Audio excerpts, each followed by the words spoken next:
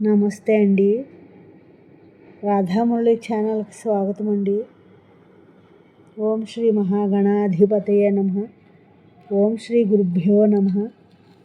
ఓం సరస్వత్యై నమః. శ్రీమాతయే నమః. సౌందర్యలహరి 22వ శ్లోకం అండి.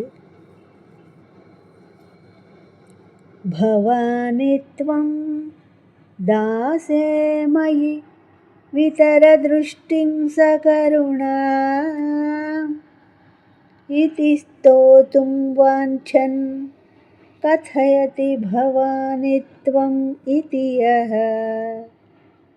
తదైవ త్వం తస్మై దిశసి నిజ సాయుజ్య పదవీ ముకుంద బ్రహ్మేంద్ర స్ఫుటమకుట నీరాజిత పదా భవాని త్వం దాసే మయి వితరదృష్టిం సకరుణా ఇతి స్తోతుం వాంఛన్ కథయతి భవాని త్వం ఇతి యః తదైవ త్వం తస్మై దిశసి నిజ సాయుజ్య పదవీ ముకుంద బ్రహ్మేంద్ర స్ఫుటమకుట నీరాజిత పదా.